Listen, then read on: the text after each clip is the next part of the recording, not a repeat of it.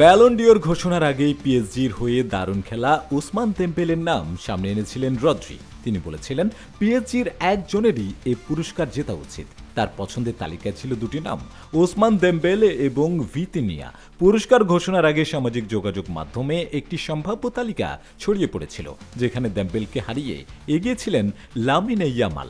তবে সোমবার প্যারিসের ঐতিহাসিক থিয়েটার দু শাতলেতে সবার প্রত্যাশা পূরণ করে নতুন ব্যালন ডিওর বিজয়ী হিসেবে নাম উঠল দেম্বেলেরই। পুরস্কার হাতে নিয়ে আবেগে ভেসে কেঁদে ফেলেন দেম্বেলে। শিরোপাটি তিনি উৎসর্গ করেন পিএসজির সতীর্থদের প্রতি কৃতজ্ঞতা জানিয়ে। আগস্টে সম্ভাব্য বিজয়ীদের সংক্ষিপ্ত তালিকা ছিলেন লামিনে ইয়ামাল, ওসমান দেম্বেলে ও ভিতিনিয়া, যেখান থেকে ইয়ামালকে পেছনে ফেলে শেষ হাসি হাসলেন দেম্বেলে। গত মৌসুমে দেম্বেলের পারফরমেন্স ছিল দুর্দান্ত। পিএসজির হয়ে সব প্রতিযোগিতা মিলিয়ে করেন ৩৫ গোল। তার নৈপুণ্যে দল জিতেছিল ঘরোয়া ট্রেবল এবং চ্যাম্পিয়ন্স লিগ শিরোপা। তাই শুরু থেকেই তিনি ছিলেন ব্যালন ডিওরের প্রধান ফেভারিট। পুরস্কার হাতে নিয়ে আবেগঘন কণ্ঠে দেম্বেলে বলেন, আমি কাঁদতে চাইনি, কিন্তু যখনই পরিবারের কথা বললাম যারা আমার পাশে থেকেছে প্রতিটি মুহূর্তে, তখন আর নিজেকে ধরে রাখতে পারিনি।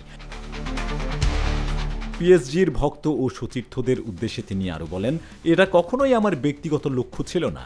এই পুরস্কার আমাদের সবার, পুরো দল, সমর্থক, ক্লাব স্টাফ এবং যারা আমাকে বিশ্বাস করেছে তাদের জন্য।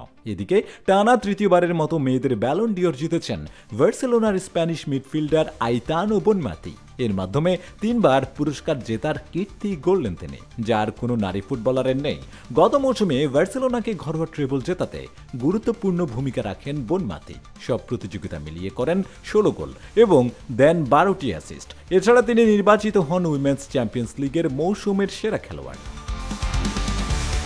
পিএসজির চ্যাম্পিয়ন্স লিগ জয়ে বড় অবদান রাখা গোলরক্ষক জিয়ান লুইজি দোন্নারুম্মা জিতেছেন বর্ষসেরা গোলরক্ষকের পুরস্কার ইয়াসিন ট্রফি। বর্তমানে ম্যানচেস্টার সিটির হয়ে খেলা দোন্নারুম্মা পুরস্কার নিতে গিয়ে বলেন, পিএসজি ছাড়াটা খুবই কঠিন ছিল। সেখানে আমার অসাধারণ সময় কেটেছে। দুর্দান্ত সতীর্থ, সমর্থক, কোচিং স্টাফ সবাই মিলে আমাকে পরিবারের মতো দেখেছে। তবে আমি খুশি যে ম্যানচেস্টার সিটিতে এসে একই রকম উষ্ণ অভ্যর্থনা পেয়েছি। পরিবর্তন সবসময় কঠিন, কিন্তু আমি কৃতজ্ঞ যে আবারও এমন একটি দারুণ পরিবারের অংশ হতে পেরেছি।